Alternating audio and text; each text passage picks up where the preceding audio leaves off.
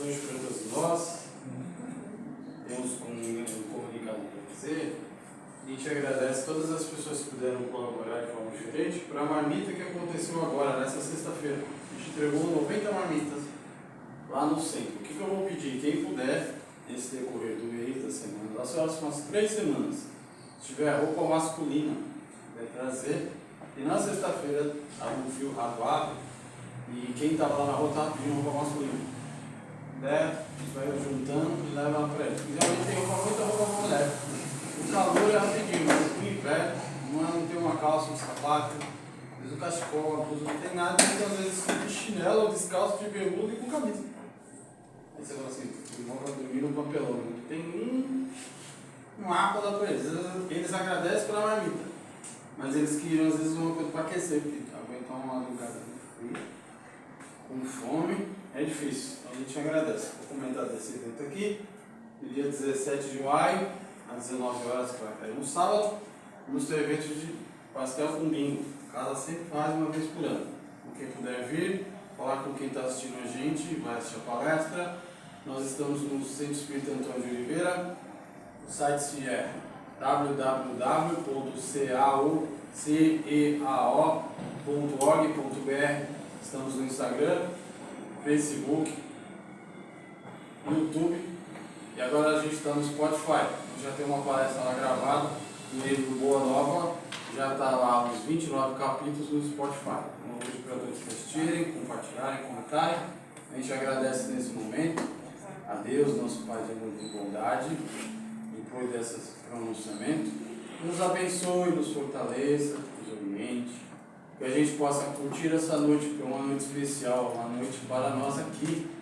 Estamos nesta casa, uma casa que veio preparando o ambiente antes de chegarmos. Estamos aqui sendo acolhidos, a espiritualidade amiga nos fortalecendo, para no dia de amanhã a gente encarar a vida com mais leveza, tranquilidade, porque os ensinamentos de hoje vão fazendo efeito e vão fazendo sentido mais para frente em nossas vidas.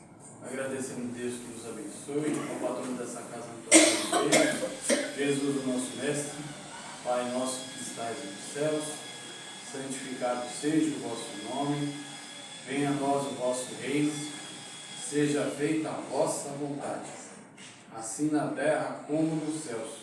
O pão nosso de cada dia nos dai hoje, perdoai as nossas ofensas, assim como devemos perdoar os nossos professores, e não nos deixeis cair em tentações, mas ajuda, Senhor, nos livrai do mal.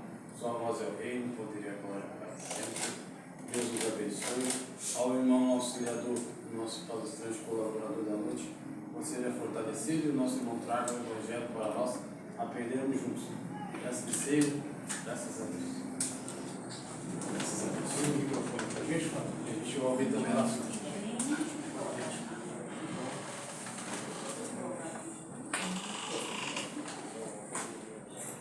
Tem uma chave ali.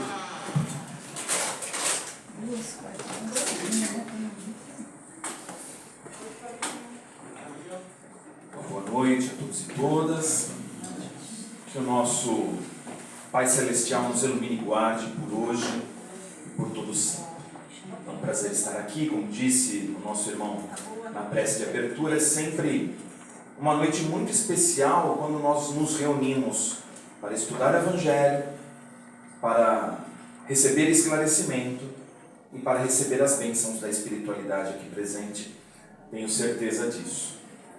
E o tema que me foi sugerido e que está no Evangelho segundo o Espiritismo é do capítulo 28, Coletâneas de Preces Espíritas. E me foi sugerido falar dos itens 26 até o 37, que fala sobre as aflições da vida, a prece, pedidos e agradecimentos. Eu acho que esses itens que me foram sugeridos aqui para discorrer na noite de hoje podem ser resumidos numa história que eu gostaria de dividir, boa noite, e compartilhar com todos vocês.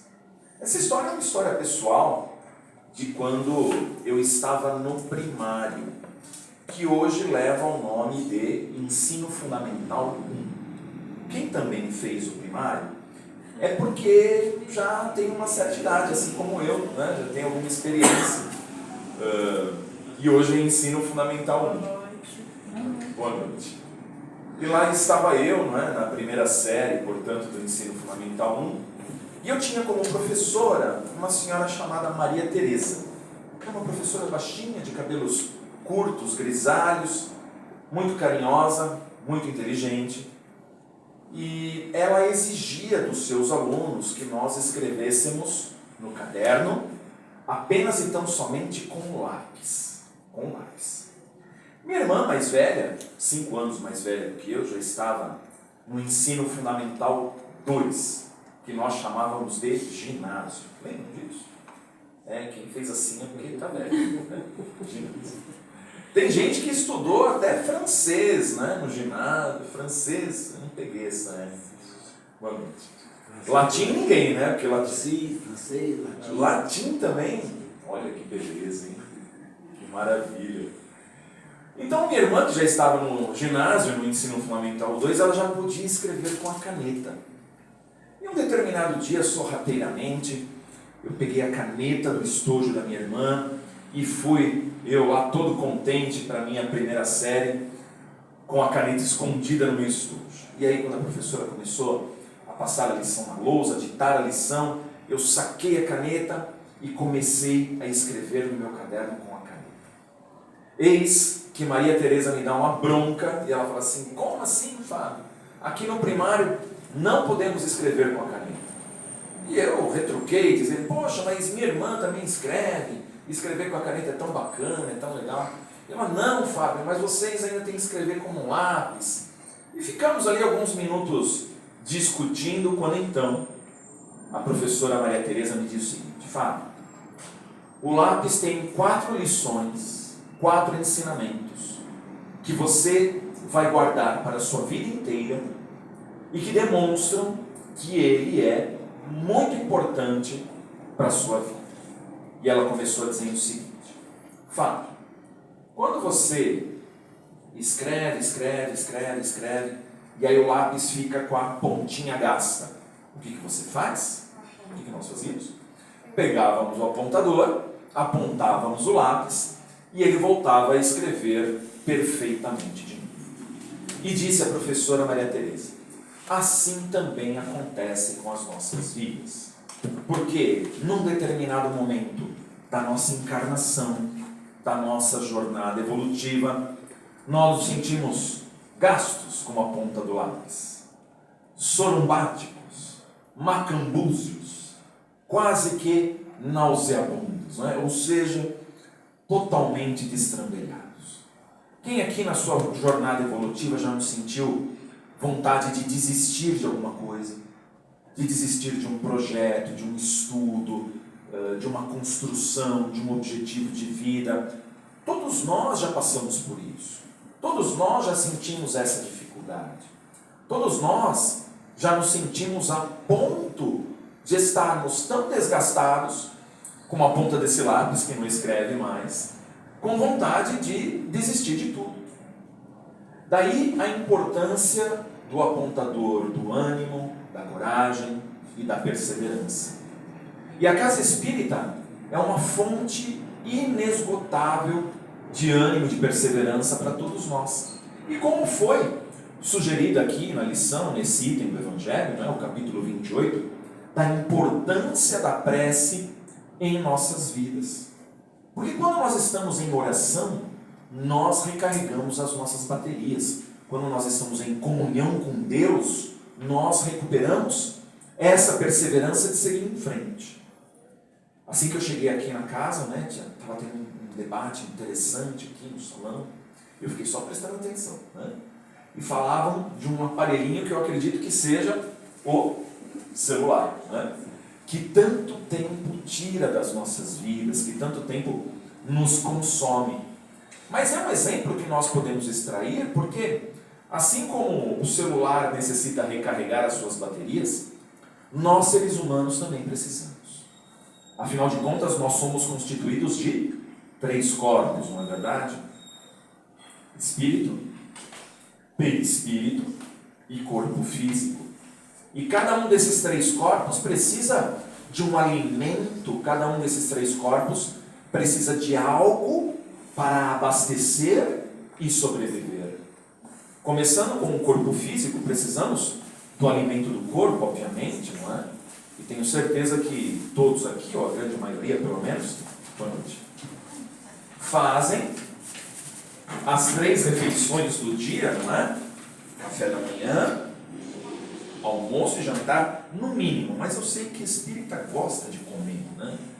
O povo que gosta de comer é o espírita, porque qualquer coisa... Vamos fazer uma reunião para o estudo do Evangelho? Vamos, mas quem vai trazer um pratinho? Quem que vai trazer uma comidinha, um salgadinho, assim, assim?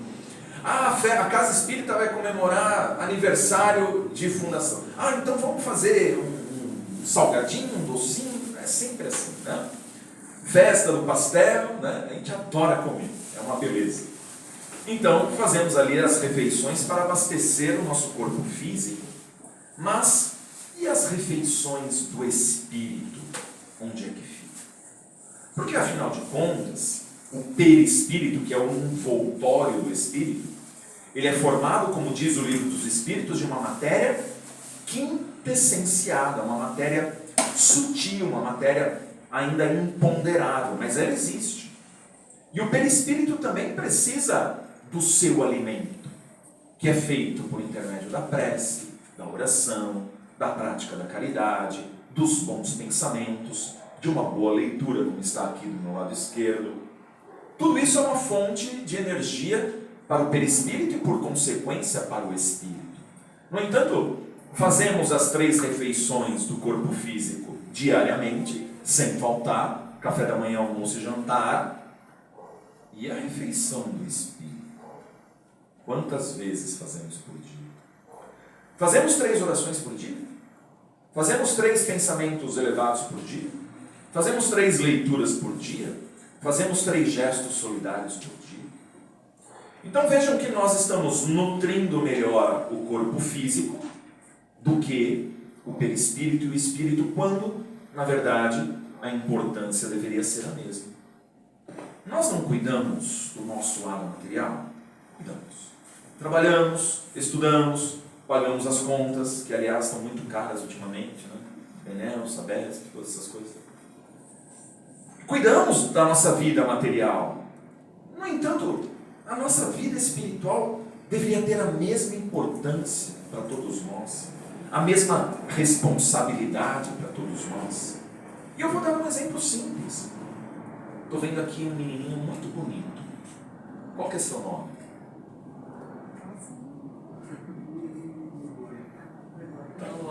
Lua. Noah. Que nome bonito, diferente. Noah. O que os pais, não é? Eu também já tive um dessa idade, o meu está com 22 agora, né? Mas o que a gente pensa? Tem que ir para a escola, aí tem que... Não pode repetir de ano, né? A gente não pode repetir de ano. E depois eu quero que ele faça uma faculdade. Ele vai ser engenheiro, médico, dentista, veterinário, advogado. Advogado não, tudo bem, não é advogado. Eu estou falando que eu sou da área jurídica, tá bom? E a gente quer que nosso filho tenha uma profissão. Mas quem de nós se preocupa que o nosso filho faça uma evangelização infantil espírita, uma mocidade espírita, um curso de espiritismo, para que ele possa também, não estou dizendo fazer faculdade, ser engenheiro, médico, advogado, errado, ao contrário, temos que fazer isso mesmo, né? Mas deveríamos dar a mesma importância para o aspecto espiritual. Por que eu quero ver o meu filho formado numa ciência dos homens, mas não me preocupo muito em vê-lo formado numa ciência espiritual? E ele é tão importante. Lá na nossa casa espírita, na casa espírita que eu frequento, Fraternidade Espírita União, temos lá também os cursos de espiritismo, né? Preparatório, primeiro mediúnico, segundo mediúnico, aprendizes do Evangelho. Agora estamos fazendo um curso de psicografia. Em julho terei o prazer de ministrar um curso sobre cirurgias espirituais. E aí a gente vai aprendendo. E aí nós vamos nutrindo o perispírito que nos envolve. Portanto, nunca é motivo para desistir. O espírito encarnado, ele tem aqui uma missão, uma tarefa nesta vida, e é natural, às vezes, nos sentirmos desanimados, desapontados, como esse lápis que a professora Maria Teresa mencionava. Mas nós precisamos buscar a fonte da nossa perseverança, da nossa determinação, do nosso entusiasmo para prosseguirmos nessa tarefa tão importante de nossas vidas. E refletindo sobre esse primeiro ensinamento do lápis, que a professora trouxe, aí ela me trouxe o segundo ensinamento do lápis. Ela falou assim: Fábio, quando a gente escreve alguma coisa errada no caderno, o que a gente faz? Pega a borracha, apaga e escreve o certo novamente. E eu lembro que lá na época, que eu cursava o primário, atual ensino fundamental 1, havia uma borracha metade vermelha, metade azul. A parte vermelha não apagava nada, a parte azul arrancava a folha do caderno, a capa, tudo, que era pura assim. E aí são recordações interessantes daquela época. E realmente, quantas coisas erradas, disse a professora Maria Teresa, já fizemos na nossa vida. Quantas escolhas erradas nós já fizemos para a nossa vida e para a nossa existência. Hoje mesmo, nós tivemos a escolha de estar aqui ou estarmos na nossa casa fazendo qualquer outra coisa. Afinal de contas, hoje é segunda-feira, não é? É o dia da preguiça, o dia de não fazer nada. Ou então pode ser também o dia internacional da dieta. Começaram a dieta hoje? Sempre começa a dieta na segunda-feira. Na quarta já terminamos, já quebramos a dieta. Mas sempre começamos na segunda-feira. E essa é uma reflexão muito importante, porque fizemos já escolhas erradas na nossa vida, obviamente, não apenas nesta, mas em vidas pretéritas, em vidas passadas, porque senão não estaríamos aqui enfrentando as adversidades desta vida. A não ser que tenha alguém aqui que não tenha problema nenhum. Alguém não tem nenhum problema aqui? Levante a mão, porque eu tenho vários para dar para vocês, se quiserem. E de toda espécie: problema financeiro, problema de saúde, problema relacionamento familiar, e tem problema de todo tipo, não é verdade? Isso significa que somos espíritos errantes. Somos espíritos que em vidas pretéritas, ou talvez nesta mesmo, fizemos algumas bobagens. E o capítulo 28, que fala, que é o objeto do nosso tema, ele fala de prece diante de um momento de aflição. E o próprio Evangelho nos ensina as causas atuais das aflições e as causas pretéritas. E pede para que nós façamos uma reflexão. Se a razão das minhas dificuldades não está nesta vida, certamente está em vidas passadas. E se nenhum de nós aqui somos espíritos missionários, evoluídos, significa que somos espíritos devedores. E estamos aqui para trabalhar, espiar, aprender e nos resignar diante das dificuldades. Porém, mesmo diante de tantas coisas erradas que já fizemos, temos o grande poder da borracha, que pode ser o lado vermelho ou o lado azul, não importa, a gente vai apagar aquilo que fizemos de errado. O problema é que, quando apagamos, sempre fica uma marquinha no caderno, não fica? Não dava para apagar e ficar perfeito, sempre ficava uma marquinha. Essa marquinha é a recordação que trazemos no íntimo daquilo que fizemos de errado no passado. Essa recordação deve servir como aprendizado, tão somente, e não como culpa, porque a culpa é um sentimento extremamente destrutivo. A culpa é um sentimento que nos consome, que nos destrói e que nos impede de crescer. Mas eu errei muito com meu irmão. Vai lá e pede perdão. Mas eu cometi uma atrocidade no passado. Tenta consertar de alguma forma. Mas o erro que eu cometi é irreparável. Então faço bem. Porque para todo bem que se faz, abate o mal que se fez. Existe uma história interessante que o Chico nos conta, que lá na Casa da Prece, quando ele era vivo, havia um trabalhador exemplar da Casa Espírita. Esse trabalhador passava faxina no centro, limpava o centro, carregava a cesta básica, consertava as coisas que estavam quebradas, era um trabalhador exemplar. E um dia ele sofre um acidente de carro e ele perde o dedo mindinho. Então, depois da sua recuperação, foi falar com o Chico. Como, Chico? É um trabalhador aqui tão dedicado, me empenho tanto, estudo tanto, trabalho tanto. Como é que eu fui passar por esse acidente e perder um dedinho da mão?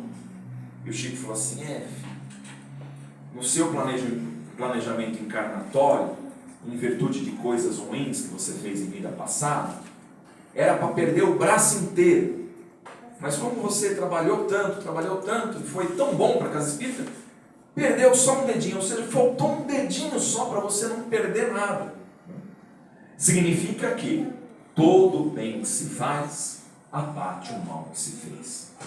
E é isso que está no nosso planejamento encarnatório. Fazer o bem, proporcionar o bem, compartilhar o bem, para que nós possamos ser agraciados por esse mesmo bem, beneficiados por esse mesmo bem e evoluir nessa nossa jornada terrena em busca da nossa evolução, que é a nossa principal finalidade nesta vida, é evoluir e crescer. Eu já estava ficando quase convencido, né? 2 histórias tão legais que a professora Maria Teresa me trouxe. E aí ela trouxe a terceira lição e disse o seguinte: Fábio, do que o lápis é feito? Eu falei, madeira por fora, grafite por dentro. E aí ela perguntou, e o que é mais importante? E eu fiquei pensando, o que é mais importante, a madeira ou o grafite? Os dois são importantes, né? Mas a professora Maria Teresa me disse, o que escreve efetivamente? É o grafite. Portanto, o grafite é mais importante. Lição aprendida com a professora Maria Teresa. Mais importante do que o exterior é o interior. E nós cuidamos muito do exterior e pouco do interior. Eu sei que todos que eu estou vendo aqui são pessoas bonitas, creio que vaidosas, e é importante cuidar da aparência, é óbvio. Né? Todo mundo aí gosta de ficar bonitinho, cuidar da aparência. Eu, por exemplo, sou muito vaidoso com os meus cabelos. Né? 2 colegas aqui também. Né? Porém, não é importante cuidar do corpo. O próprio Evangelho segundo o Espiritismo ensina que o corpo é o templo do Espírito encarnado e que nós temos que cuidar do corpo, sim. Bom? Porém, temos também que cuidar do nosso interior. E nós vemos hoje uma preocupação excessiva com a aparência de pessoas vazias. Pessoas vazias. Ou seja, muita aparência para pouco conteúdo. Cuidamos do corpo físico, mas e do corpo espiritual? Como é que nós cuidamos? E a importância deve ser igualmente, né, nesse aspecto da vida. Estudar, ler. Estávamos falando do celular de novo. Né? Quanto tempo nós perdemos no nosso celular? Eu sei que muitos usam para trabalho é importante. Mas nós temos a possibilidade de fazer com que o nosso celular emita um relatório semanal de quantas horas diárias nós ficamos nesse celular. E eu vi o meu relatório ontem. Eu fiquei numa média de 4 horas diárias no celular. Tá certo que eu trabalho também com o celular, eu fico, mesmo assim, cortando na metade, eu fiquei 2 horas perdendo o meu tempo no celular por dia. Quando eu poderia ler um livro de Kardec, quando eu poderia fazer um curso, quando eu poderia me instruir de alguma outra forma e alimentar o espírito de alguma outra forma. E nós estamos perdendo tempo com isso. cuidando muito e se preocupando muito com o exterior, quando na verdade deveríamos nos preocupar com o interior. Afinal de contas, quando a gente passar dessa para melhor, ou pior, desencarnar, bater as botas, vestir o paletó de madeira, virar presunto,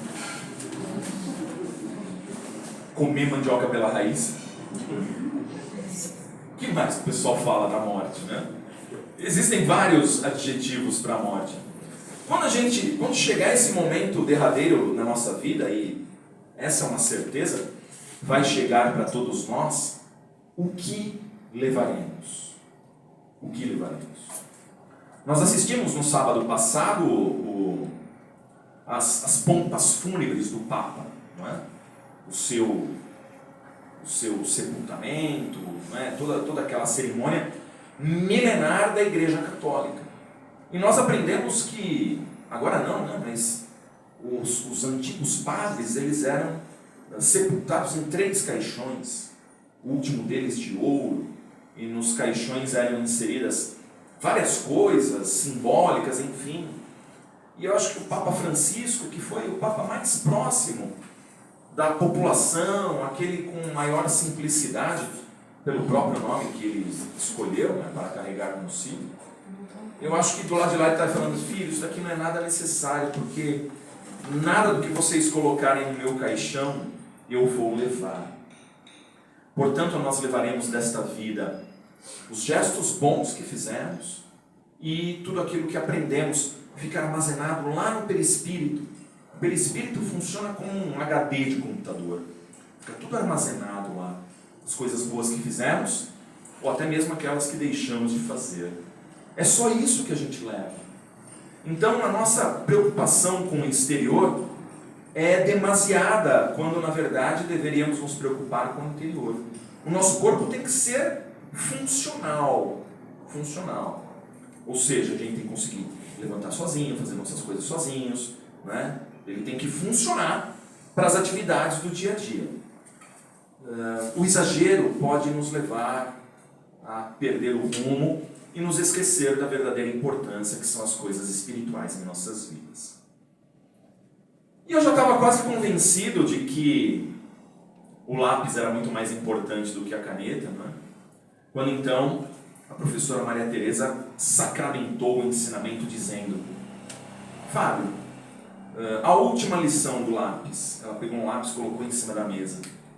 Falou: o lápis escreve sozinho? Vai, lápis, escreve. Não escreve. É preciso que uma mão o segure, o dirige, o governe, para que ele possa produzir letras, palavras, frases e orações. E ela disse: assim também acontece com as nossas vidas, Fábio. Existe uma mão poderosa nos governando, nos levando ao caminho do progresso espiritual de todos nós e da evolução. É a mão de Deus, que governa as nossas vidas por intermédio dos bons espíritos aqui presentes. Kardec pergunta para o Espírito de Verdade o seguinte: de que maneira os espíritos influenciam a vida dos encarnados? E o Espírito de Verdade responde: bem mais do que podeis imaginar. Bem mais do que podes imaginar. Os espíritos nos influenciam muito durante todo o transcorrer da nossa encarnação, da nossa jornada evolutiva. E o problema é que eles nos influenciam de maneiras boas e ruins. Todos nós aqui temos um anjo da guarda, um espírito que foi confiado para nos acompanhar durante toda a nossa existência terrena. Coitado do meu. Deve ter um trabalho, né, coitadinho, das coisas que nós fazemos. E às vezes fica assim: não faz. Ah, meu filho, não faz isso. Estou aqui falando para você não fazer isso, você não me ouve. Onde já se vê? Mas ele nos inspira os bons pensamentos, as boas atitudes e as boas palavras. O problema é que anjo da guarda a gente só tem um. Obsessor nós podemos ter vários, né? Não tem limite. E nós temos, sim, espíritos que não desejam o nosso sucesso. Espíritos com quem nos relacionamos no passado e que ainda julgam que nós somos os seus inimigos, que nós somos os seus desafetos. E eles nos influenciam negativamente, né? De várias formas, de várias maneiras. E eles conhecem e sabem quais são as nossas imperfeições, qual é a nossa fraqueza, o nosso calcanhar de Aquiles, e nos influenciam negativamente dessa maneira. Que tipo de espíritos nós estamos ouvindo? Que tipo de influência nós estamos recebendo do poder da espiritualidade, seja ela boa ou ruim? Quanto mais coisas positivas nós estivermos nos nutrindo, mais afastados dos obsessores nós ficaremos, não é? Já ouviram falar por diversas vezes na casa espírita que os afins se atraem. Os afins se atraem. E nós estamos nos vinculando a que tipo de pessoas? Falando agora de uma maneira que os líderes, os coachings falam hoje em dia, não é? O que nós desejamos para as nossas vidas? Alguém aqui está pensando em emagrecer? Quem estiver pensando em emagrecer, não pode ficar do lado de gente que come churrasco, que gosta de sair para pizzaria, não é? Não vai dar resultado. Se eu quero praticar um esporte, eu tenho que estar próximos de pessoas que gostam desse esporte, que também pratiquem esse esporte. Eu fiquei envergonhado aí há um mês atrás, que eu estava me achando um máximo no pedal, né? Estava pedalando bem pra caramba, eu falei, que beleza, olha, pedalei 30 quilômetros, pedalei 40, eu sou o máximo.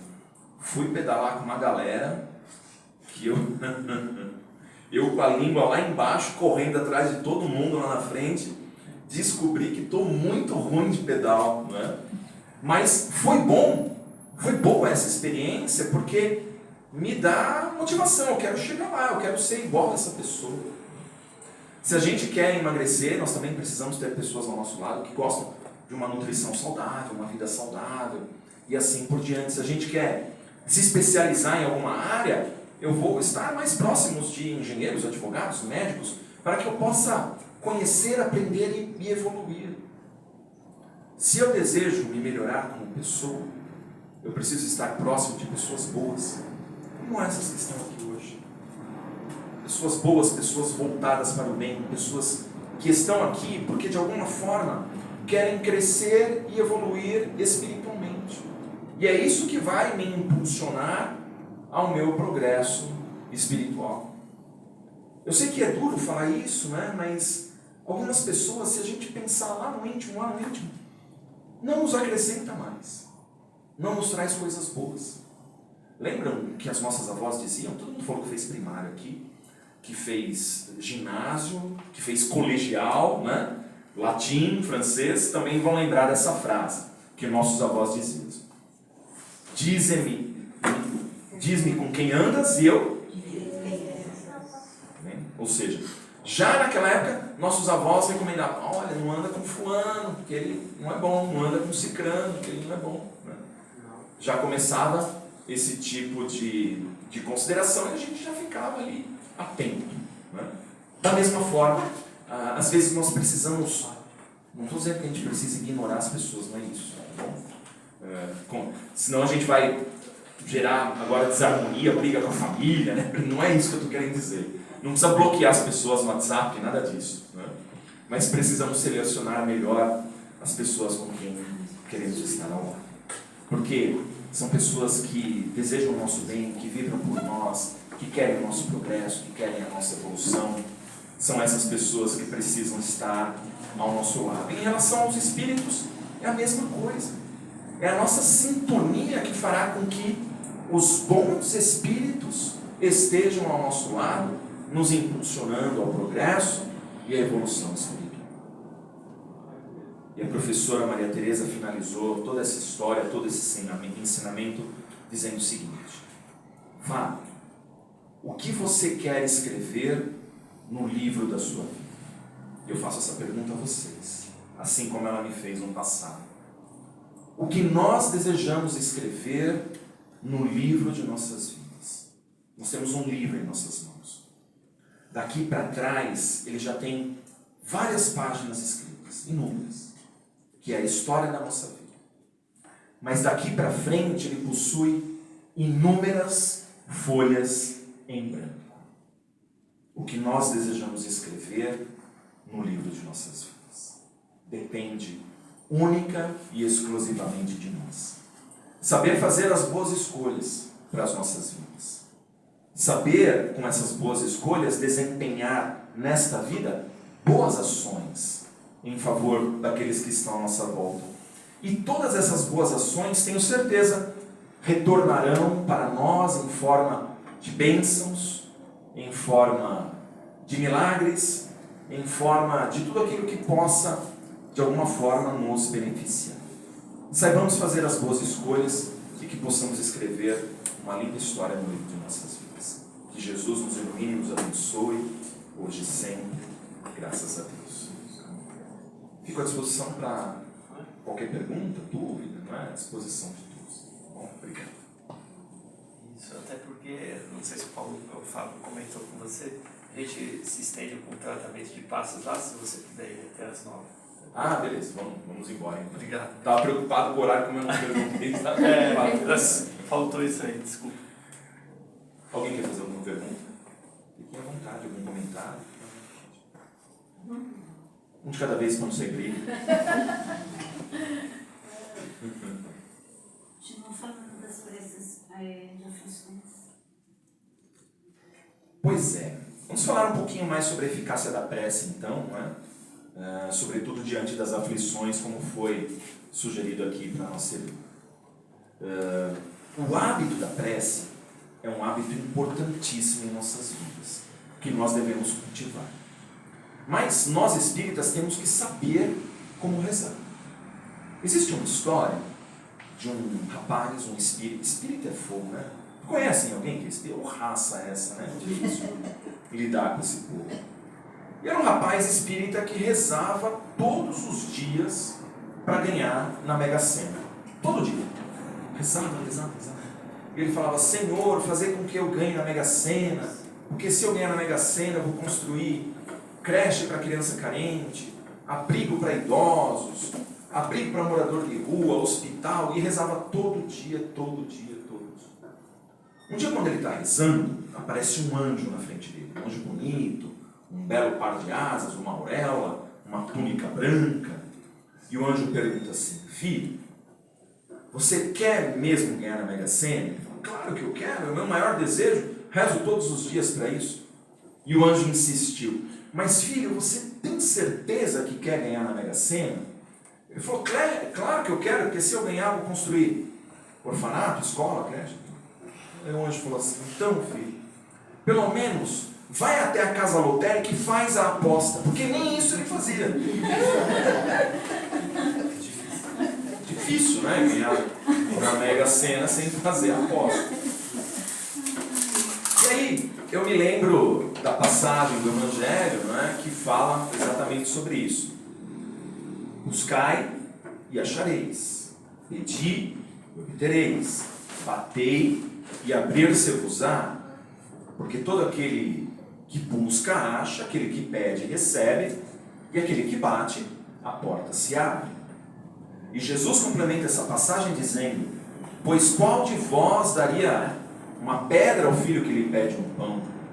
E qual de vós daria uma serpente ao filho que lhe pede um peixe? Portanto, Deus está disposto a dar tudo aquilo que nós pedimos, desde que façamos a nossa parte.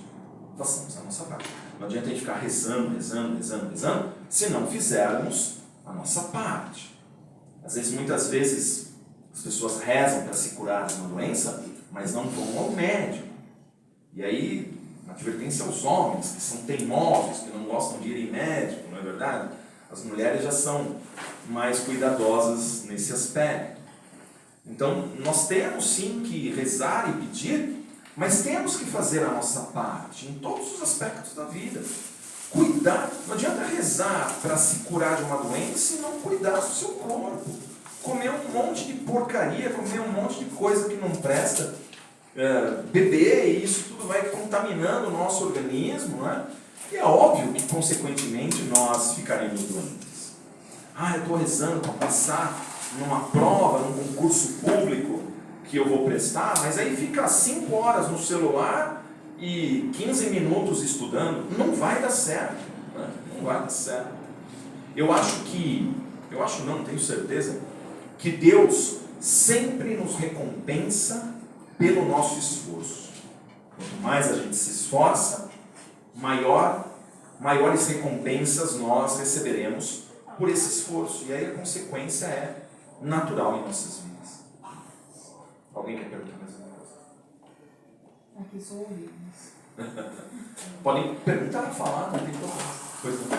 Você colocou agora há pouco que nós somos pais, mães, e todos nós não é que sonhamos, nós trabalhamos para que nossos filhos Tem tenham no progresso. futuro, tenham progresso, se desenvolvam muito. Uma profissão que lhes dê uma sobrevivência digna, assim, aí eu falo em todo sentido, né? Eles pensam na vida, no aspecto profissional. Todo mundo falava assim para mim, eu sou engenheiro, todo mundo falava assim, seus filhos vão ser engenheiros, tem 3. Mas nenhum vai ser engenheiro. O bem dele não vai ser engenheiro. Eu falava assim, brincando, né? Mas eu não queria não. Porque eu escutei do meu filho uma vez na minha casa lá, todo mundo reunido lá, meus amigos. E aí, Daniel, você vai ser engenheiro? Eu vou trabalhar igual meu pai, igual um louco? Não. E nenhum deles foi engenheiro, eles estão trabalhando pela vida, mas o que eu penso disso? Nenhum dos 3, hoje, tiveram pequenos até 13 anos, tiveram muito, frequentavam a igreja e tal. Hoje nenhum dos 3 tem Deus, nenhum dos 3 fala que crê em Deus. Hoje eu estou aqui por causa do meu filho mais novo. Então, o que eu penso disso? Não estou me desculpando de nada. Eu chamo para mim a responsabilidade, que eu não gosto de falar com culpa. Eu chamo para mim a responsabilidade deles não terem tido a orientação que precisavam ter, por causa de trabalhar igual um louco que está sempre ausente da minha casa. Eu tenho 46 anos de formado, e 43 de casado, meu filho, e 40 que o filho nasceu, 39 que nasceu o primeiro filho. Sempre estive longe deles. Por quê? Porque eu trabalhava lá em Manaus, minha família aqui. E sempre foi assim. Então, o que eu estou querendo dizer? Meus filhos foram crescendo ali como dava, orientados pela mãe, e no melhor ambiente possível que a gente conseguiu proporcionar para eles. Mas essa orientação de espiritualidade, de religiosidade que eu precisava ter dado para eles, eu não estava perto. A mãe não teve, ela mesmo fala, eu não consegui fazer isso. Então, eu acho que toda essa gama de coisa negativa que está na cabeça deles em relação a Deus deve ser ao mundo lá fora. Eu não consegui mostrar o mundo lá fora para eles de uma forma melhor. Existe um jeito para isso? Essa é a pergunta. Excelente pergunta. Qual que é o seu nome? Rogério. Rogério, Khalil Gibran tem uma frase que diz o seguinte: vossos filhos não são vossos filhos, são os filhos da ânsia pela vida. São como flechas que são atiradas ao vento e escolhem o caminho a ser seguido. Rogério, você teve 3 espíritos que lhe foram confiados por Deus para que você pudesse educar e evangelizar, mas são 3 espíritos com certeza totalmente diferentes uns do outro, né? Cada qual com a sua personalidade, as suas inseguranças, os seus temores, as suas inquietações. E nós pais nos sentimos muito responsáveis quando algo parece que não dá certo. Só uma vez, desculpa, é porque isso é importante para eu completar.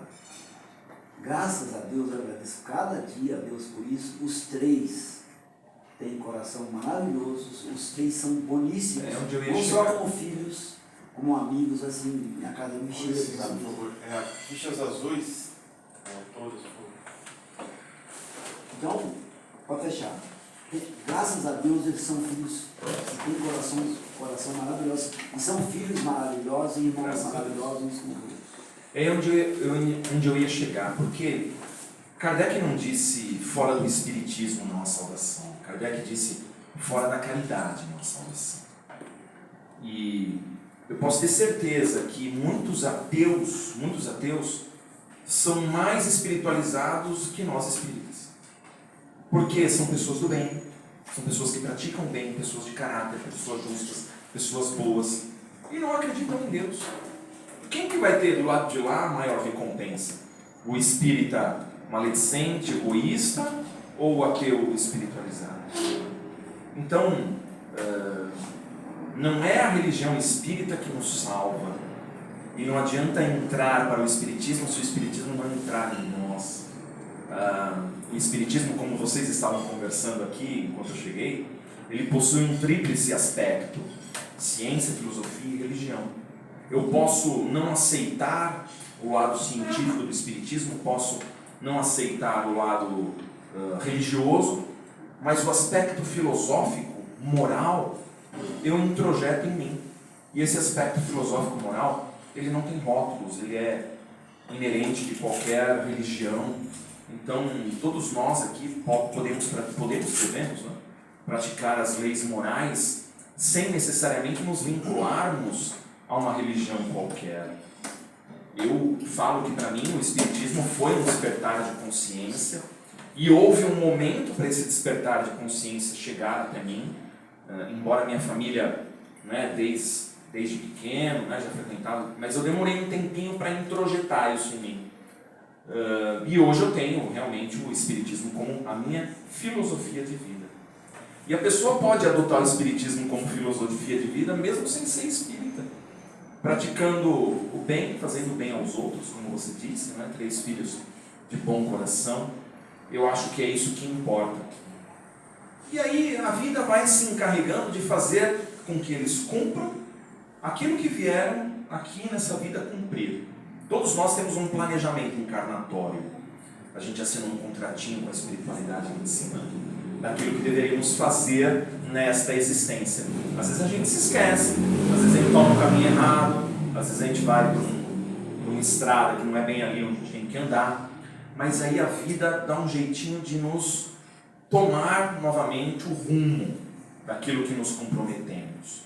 E alguns podem até perguntar: Fábio, mas eu não lembro, o negócio de esquecer a encarnação passada, né? A gente não lembra o que se comprometeu. No fundo, no íntimo, nós sabemos o que temos que fazer. Porque sempre há um sinalzinho de alerta quando estamos fazendo algo errado, e sempre há um sinalzinho de alerta também quando estamos no caminho certo. Esse entusiasmo, essa vibração que surge dentro do nosso coração quando nós estamos no caminho certo, fazendo aquilo que nos comprometemos na espiritualidade. Tenho certeza que os bons espíritos estão nos guiando a isso. E aí são escolhas, não é? Livre-arbítrio, cada qual tem o seu. Não é? O meu filho também fez evangelização infantil, fez mocidade espírita, fez o curso preparatório de espiritismo, fez o curso de passes, começou a ministrar passes na casa espírita, até que ele começou a ver espírito. Falou: não quero mais isso, estou vendo espírito aqui, umas sensações loucas. Aí parou, foi fazer faculdade, está estudando, né? Quem sabe ao final, na conclusão do bacharelado, ele volte para o espiritismo e assim por diante. Então, sejamos exemplos vivos, não é, para os nossos filhos, que possamos, como disse aqui o colega, estava prestando atenção no que vocês estavam falando, né? O colega falou: o exemplo arrasta mesmo. Não adianta ensinar esses piquititico aqui só com palavra, não entende. Você com exemplo. E aí eles começam a não seguir um caminho bom da vida. Mais alguma pergunta? Um de cada vez, como você viu. Se vocês não perguntarem para mim, eu vou perguntar para vocês, que a gente tem que ficar aqui até as... É mais difícil de responder. É só um comentário. Eu acho engraçado não, interessante, mas não gosto muito. Quando a gente procura o lado bom, quando a gente procura o espiritismo, ou procura ser bom, a gente é muito testado. As pessoas ficam muito atrás de você, porque você é a santinha, você é a família Margarina, né? só porque a minha família gosta de fazer as coisas certinho. Então a gente é muito perseguido, né? Boa noite. E ainda tiram um sarro da gente de fazer as coisas certas, né? Sim. Eu já, lá, meus amigos, olha o Frei Fábio aí. Eu virei Frei. Mas não fala num tom pejorativo, né? Olha o Frei Fábio. Não tá querendo falar bem pra você. Ele sempre tá querendo achar em você uma coisa ruim. Existe uma coisa que se chama expiações e provas. Né? Quando vocês fazem festinha, vocês compram um salgadinho, docinho, põe aquela mesa bonita, refrigerante, aí fica lá espia e prova, mas não é essa expiação e prova. Né?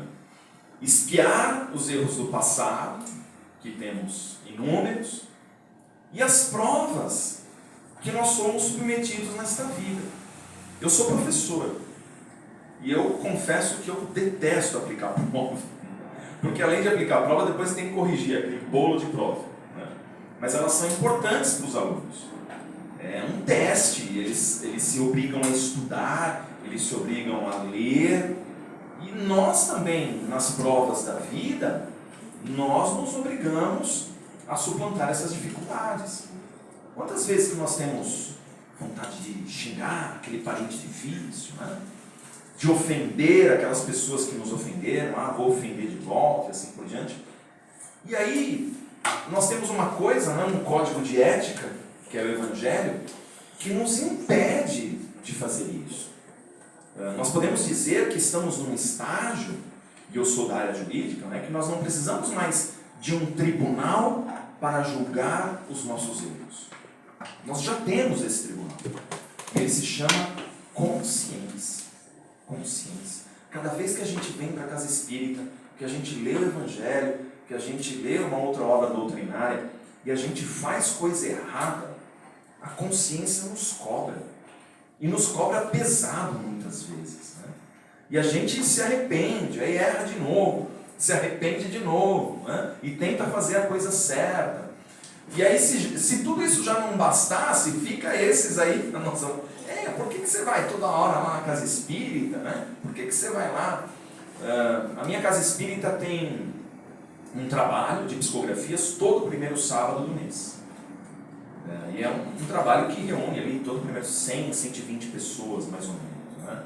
E o trabalho começa às 7 horas da manhã e vai até o meio-dia, 1h da tarde. E todo primeiro sábado do mês nós estamos lá, chegando 7, 8 horas, vamos embora lá, meio-dia, 1h da tarde. E uma colega me perguntou, Fábio, curiosidade, né? Tem uma amiga querendo saber lá do trabalho de psicografias. O próximo vai ser dia 10. Então. Aí ela perguntou, e quanto cobra?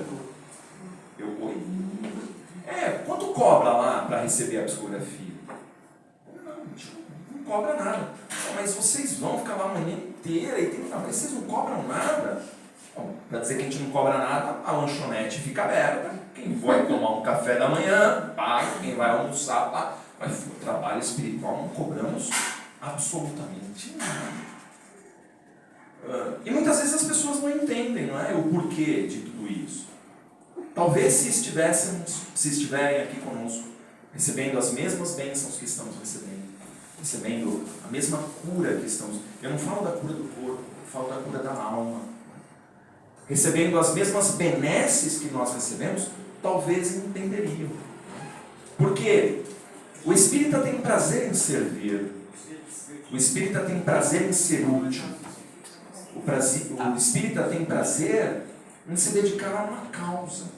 Todos nós aqui presentes nos dedicamos a uma causa chamada causa espírita, né? Em favor daqueles 2 últimos azuis e os 3 verdes. Verde é uma boa cor. Embora tenha perdido ontem.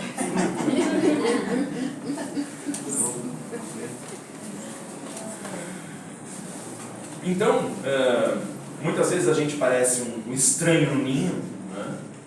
Mas eu tenho certeza que nós só temos a receber. André Luiz tem uma frase onde ele diz assim que a nossa felicidade será sempre proporcional à felicidade que fizermos aos outros. Então, quanto mais felicidade nós proporcionarmos aos outros, mais felicidade nós teremos. E eu estou no Espiritismo trabalhando com afinco desde 1994, portanto, já são 31 anos, não é, de espiritismo, e essa frase nunca foi assim mentirosa para mim, ao contrário. Quanto mais eu me dedico, mais eu recebo, e às vezes eu acho que eu recebo mais do que eu mereço e do que eu preciso da espiritualidade. Não fiquei rico, tá? Não ganhei na Mega Sena, nada disso. Mas eu recebo em bens. Também não joguei. Eu não jogo. Eu só jogo quando o pessoal do serviço faz bolão, senão eu não jogo. Mas eu recebi tantas bênçãos na minha vida, tantas bênçãos, que eu quero trabalhar cada vez mais para agradecer tudo isso. E aí vem um círculo vicioso. A gente trabalha, agradece, recebe de volta, trabalha mais, agradece, recebe de volta. E que essas bênçãos possam se multiplicar de alguma forma no meio que a gente convive. Né? Qual que é o seu nome? Juliana. Então, Juliana, continue fazendo o seu papel, continue propagando bem. Eu tenho certeza que nos momentos de dificuldade, as pessoas sempre vão te procurar. Né? Falam, no momento de dificuldade, vão procurar. Juliana, estou passando por um problema. O pior pedido, põe meu nome lá nas vibrações do centro. Aí você fala, mas por que você não vai até lá? Não, põe você, né? Porque eu acho que a sua prece é melhor do que a minha. Não é não, toda prece é boa, né? Já estamos falando sobre prece. Vai lá também, faça a sua prece, receba a sua oração, que é muito importante. Você falou que você estava pensando nisso hoje, né? Pensando que as pessoas me procuram quando está com problema. Quando está feliz, ninguém me procura. A pessoa quando está feliz, ela não tem luz. Uma vez eu falei isso até no serviço, a mulher falou pra mim, acho que é porque você deve ter luz. Seu nome é? Daiane. Está assistindo The Chosen? Estão assistindo The Chosen? Não. Assistam. Na Netflix, e agora saiu o filme. O filme deve estar já saindo de cartaz, né? E aí a gente vê, pelos relatos bíblicos que já conhecemos, mas também pelo filme, só procuram Jesus quando precisam de alguma coisa. Se não precisam, estão nem aí para Jesus. Se precisam de alguma coisa, vão lá pedir para ele. Exatamente, você estava falando sobre isso, o alimento do Espírito. Que a gente não faz prece 3 vezes ao dia, a gente não faz caridade 3 vezes ao dia. Só se você tiver algum problema, aí você faz né? É a mesma coisa, né? A gente esquece. Aliás, muitas vezes nós pronunciamos o nome de Deus, não é? Se a gente tem uma graça em nossa vida, ganhei, conquistei isso, né? Passei no concurso. Agora, quando a gente está precisando mesmo, a gente fala, ai meu Deus do céu. Então a gente, na maioria das vezes, lembra de Deus só quando está passando um perrengue. Né? E é isso.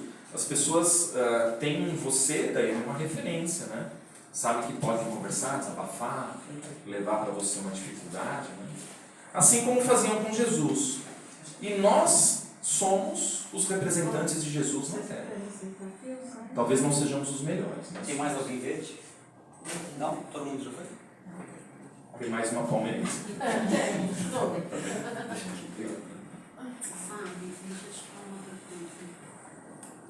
A gente está aqui também preparando isso há anos. Né? Aí, de repente, você passa uma situação assim que você não consegue mais. Tem vontade. Aí, o que você acha assim, espiritualmente a gente influenciar a acontecer coisas na vida de Deus? Eu acho que a gente precisa tomar cuidado. Bem. Sim, eu acho que a gente precisa tomar cuidado no seguinte sentido. O espírito tem uma mania de achar que é tudo problema obsessivo. Cuidado. Né? Mesmo porque a obsessão não é de lá para cá, é daqui para lá. A obsessão começa em nós, nas nossas más tendências, más inclinações e assim por diante. E às vezes, eu estou passando mal, me dá um passe que eu acho que é uma influência espiritual. Vai ver que não, é a pressão que caiu, né? É qualquer outra coisa. Não é tudo influência dos espíritos. Para isso que a Casa Espírita tem a orientação espiritual, o atendimento fraterno, para que a gente possa passar e se avaliar. Isso que eu estou sentindo é uma influência espiritual ou não é? Isso é meu ou não é? E essa é uma importante pergunta que a gente tem que fazer para nós. Esse sentimento é meu? Mas eu nunca me senti desse jeito, por que eu estou me sentindo desse jeito agora? Pode ser uma depressão, pode ser uma obsessão, pode ser as duas coisas. Aí o que a gente faz? A gente se trata de uma maneira multidisciplinar. A gente faz uma terapia com psicólogo, a gente faz um tratamento de desobsessão na casa, e aí a gente vai descobrir qual é o ponto em nós que está fora de sintonia. Eu sou um pouquinho contra daquilo que muitas pessoas falam, que tudo é problema espiritual. Calma, vamos com cautela. Eu trabalho nas orientações espirituais lá da Fraternidade Espírita União há 20 anos. Já atendi todo tipo de coisa lá. E eu percebo, quando eu estou fazendo atendimento fraterno, quando é problema emocional, quando é problema espiritual. E às vezes as duas coisas. Então o que nós criamos lá na Fraternidade? Um grupo de escuta terapêutica, com 4 psicólogos. Quando a gente detecta um problema de ordem emocional, vai fazer o tratamento com os passes. Eu vou instituir na FEU também o passe verde. Gostei desse. Vai fazer o tratamento com os passes e vai fazer, se quiser, né? A gente não pode obrigar, a escuta terapêutica, de graça. E ali vai descobrir os seus problemas de ordem emocional, vai descobrir as suas inseguranças, a pessoa se cura emocionalmente falando, consequentemente ela afasta o processo obsessivo, e aí quando você olha, é outra pessoa, conseguiu vencer ali todas as suas dificuldades. Então não há como te falar, né, certamente é isso, é aquilo, é preciso investigar, né, de todas as possibilidades possíveis. O que mais? Cada vez que você briga. O grande problema hoje da humanidade é a ansiedade também, né? Ainda tem um vício. Ansiedade, depressão. Sim. Por isso que nós instituímos esse grupo de escuta terapêutica lá na Fraternidade. Porque os problemas de ordem emocional estavam crescendo muito. Eu atendi uma mulher que falou para mim assim: Fábio, tá tudo bem, estou casada, meu marido, filhos, ótimo, dificuldade financeira nenhuma, tá tudo bem, mas todos os dias eu penso em tirar a minha vida. Era processo obsessivo? Sim, havia lá um processo obsessivo, mas era sobretudo um problema de ordem emocional. E aí ela foi tratada nos 2 aspectos, né? E nós procuramos chamar também palestrantes lá da Casa Espírita para falar sobre essas desordens emocionais de nossas vidas, que atrapalham demais. E aí quando a gente tem uma desordem emocional, nós abrimos uma janela para a obsessão, né? Escancaramos uma janela. E aí se instala o processo obsessivo. E aí para tratar, precisa tratar realmente as duas coisas. E se for preciso, também vai tratar com um psiquiatra e vai tomar remédio. Depressão não é frescura. A depressão, muitas vezes, é uma liberação de um hormônio num organismo que gera a sensação de ansiedade, síndrome do pânico, tristeza e tudo mais. É hormonal, é químico o negócio. E quando a depressão é química, tem que tratar com o quê? Com química, com o remédio do psiquiatra. Mas é claro que não adianta só tratar com um remédio, e aí é um outro problema. Ah não, vai lá e toma 20 passes, vai lá e toma tantos remédios. Então tem que tratar a causa de tudo isso. Onde está a causa de tudo isso?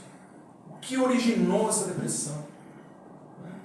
É um fator que desencadeou a morte de um ente querido, o desemprego? Nós temos várias formas de luto na nossa vida.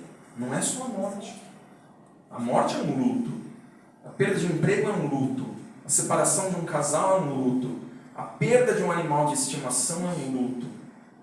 E às vezes esses acontecimentos desencadeiam em nós um processo depressivo. E aí precisamos tratar o quê? A origem. Não adianta tratar só a causa. Tomar remédio, ficar tomando 1 milhão de passes. Precisamos tratar lá atrás a origem. Como? Com a terapia. A gente vencer esse medo, essa insegurança, esse trauma. Já ouviram a palavra ressignificar?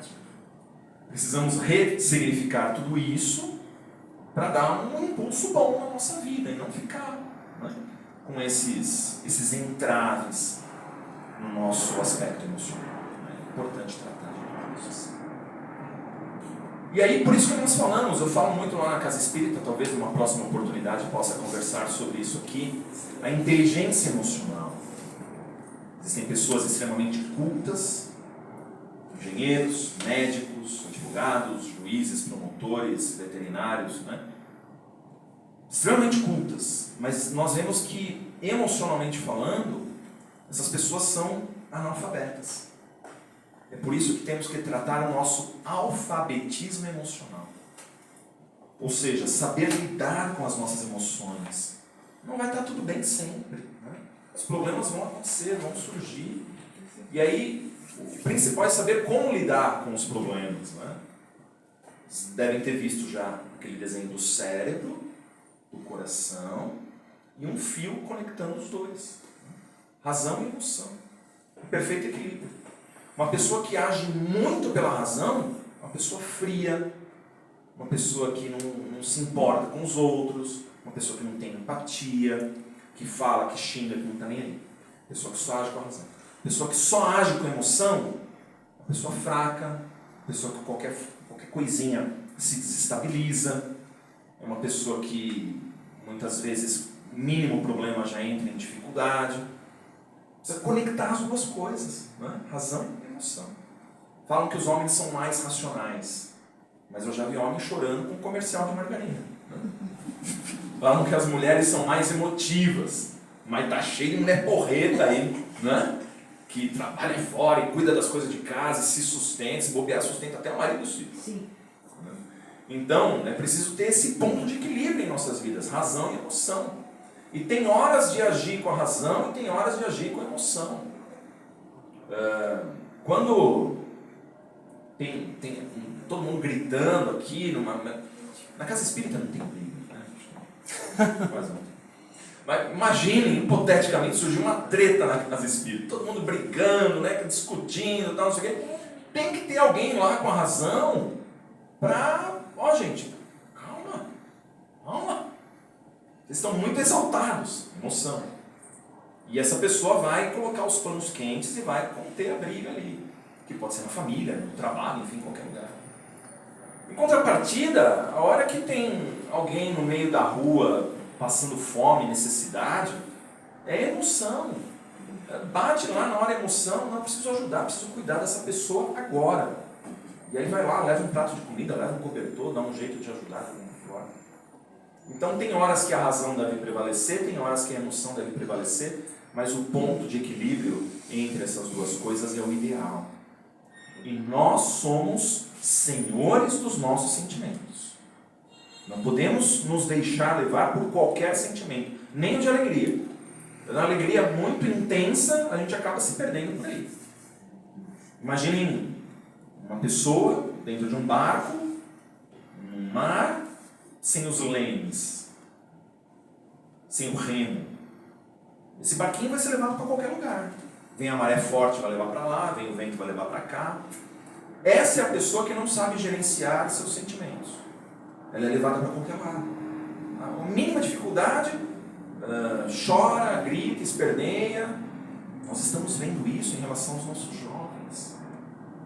Cuidado. Os jovens não estão muito bem preparados para ouvir não. Nossos jovens estão se rebelando com coisas de somenos importância. Cuidado.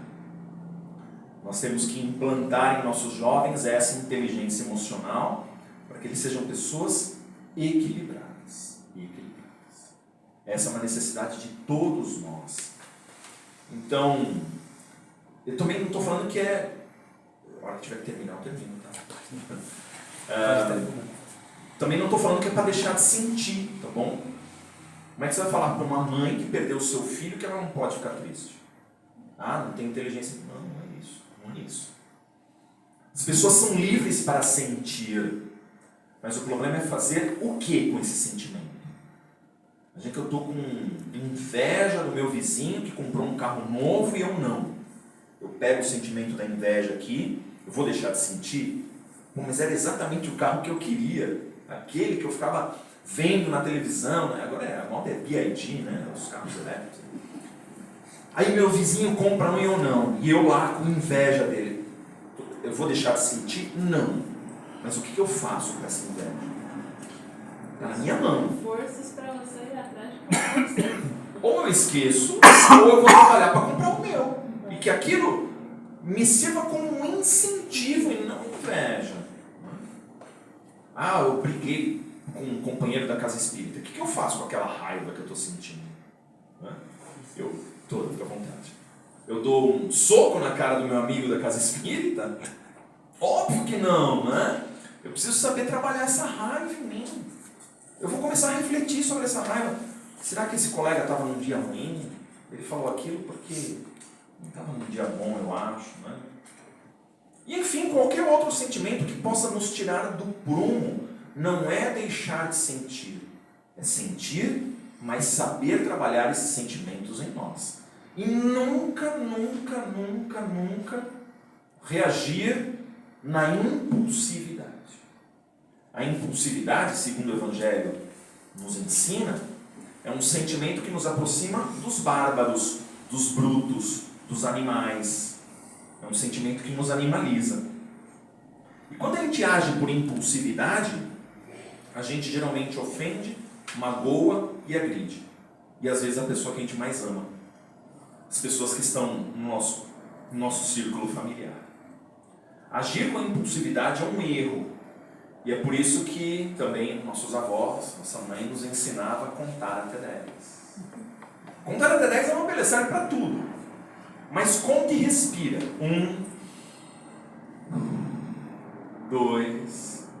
No 5, 6, a gente vai ter uma reação totalmente diferente daquela que teríamos se reagir por impulsividade. E isso é terrível, não é? Até faço um exercício com vocês, tentem se lembrar, eu sei que o exercício não é muito bom, mas tentem se lembrar de um episódio em que vocês gritaram, esbravejaram, né? Deram de louco, lembra disso? Ou nunca ninguém teve esse?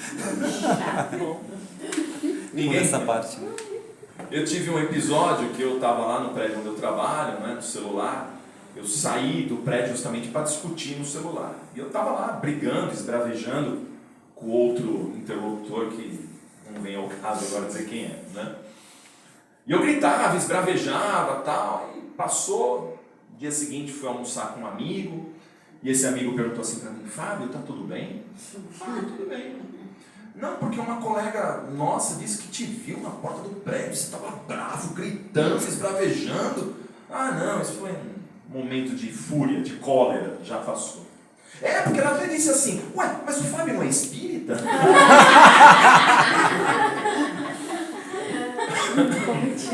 Como se nós espíritas fôssemos sublimados, né? Em nossos sentimentos. Mas realmente, talvez não deveria reagir dessa forma, não é? Reagir por impulsividade. Mas sempre que a gente se lembra, como eu estou me lembrando desse episódio, vocês devem ter se lembrado de um episódio semelhante. Procurem se enxergar. Vocês teriam medo de vocês mesmos? Ou se achariam ridículas? Ou as duas coisas? As duas coisas. Tem pessoas que o contar até 10 não adianta, você pode contar até 100. E respirar, e olha, tem gente que é difícil. Nós sabemos, tem gente que é difícil. Mas vai resolver esse tipo de... Tem que resolver, limpar o prato depois.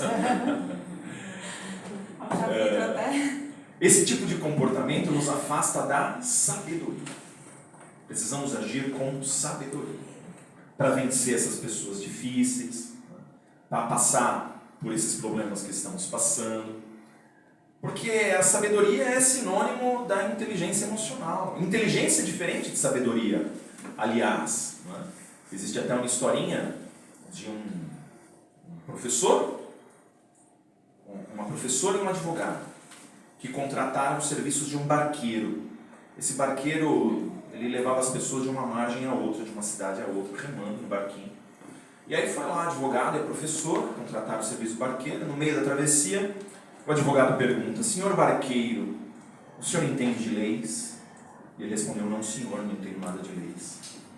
E o advogado então disse: ah, meu filho, então você perdeu metade da sua vida.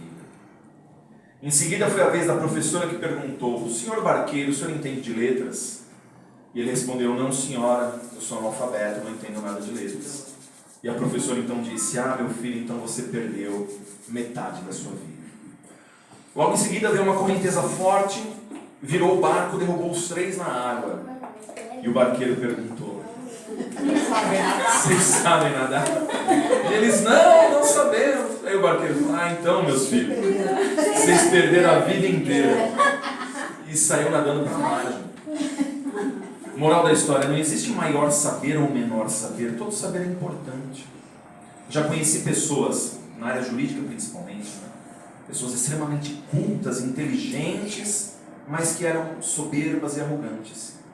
E conheci pessoas simples, chucras, semi-analfabetas, que eram dotadas de uma sabedoria incrível e que me ensinaram bastante. Então, inteligência não é sinônimo de sabedoria. Todos nós aqui podemos ser pessoas sábias, agindo com inteligência emocional, em todos os aspectos da nossa vida. E é por isso que eu acho que implementar essa proposta da inteligência emocional na casa espírita é tão importante. Para as pessoas se desapegarem um pouco daquela ideia de que tudo é problema espiritual e procurarem introjetar em si uma autoanálise, um autoconhecimento. O Sócrates falava do autoconhecimento como sendo indispensável para a evolução. Tantos anos se passaram, a gente não entendeu esse negócio ainda. Né? A gente fica analisando o outro ao invés de se analisar. A gente cuida mais da vida alheia do que cuida da nossa vida. E é uma delícia cuidar da vida alheia, né? Se eu falar para minha esposa assim: olha, você não sabe o que aconteceu, ela pega o carro na hora, vem para casa para ouvir. Porque as mulheres não são curiosas, né? E eu falo para minha esposa assim: olha, eu tenho uma coisa para te contar, mas eu só conto quando você chegar em casa. 3 minutos ela está em casa. A gente adora falar da vida alheia, né? Mas nós perdemos um tempo enorme com isso. Porque, falando da vida alheia, nós perdemos um tempo de cuidar da nossa vida.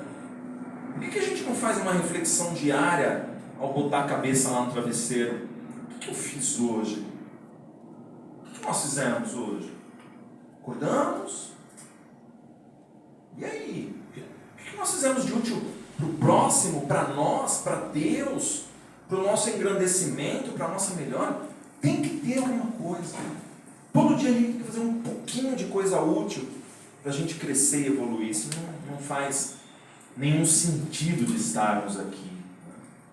Como dizia, de novo, nossos pais, nossos avós, né? Nós não estamos aqui para ver a banda passar cantando coisas de amor, não é essa música? E a gente passa uma encarnação inteira vendo a banda passar. E olha, como se fôssemos... Vocês têm aquela vizinha que fica na janela, olhando o que os outros fazem? Ou na avó, ou vizinho. Nós não somos espectadores da vida. Espectador é aquele que assiste. Tá? Não somos espectadores da vida. Nós somos protagonistas da vida. O protagonista é o que participa. Nós temos que ter uma participação ativa na nossa encarnação, de evolução, de aprendizado, de crescimento espiritual. Senão, não faz nenhum sentido de estarmos aqui encarnados. Nós encarnamos para, em primeiro lugar, ser feliz. Em segundo lugar, para crescer e evoluir. Essa é a finalidade da nossa existência. Eu estou falando aqui que desembestado. Pode encerrar, Fábio. Fica tranquilo. Se você quiser fazer oração de encerramento. Vamos fazer oração. Fechando os nossos olhos, elevando o nosso pensamento a Deus, nosso Pai maior. Rogamos ao grande arquiteto do universo que derrame suas bênçãos sobre todos nós. Que possamos estar envolvidos por essas energias benéficas e salutares que tanto bem produzem nossas vidas. Que possamos, Pai amantíssimo, sermos mensageiros de Tua doutrina consoladora. Que possamos ser portadores da Tua palavra. Que possamos ser representantes do Cristo na terra.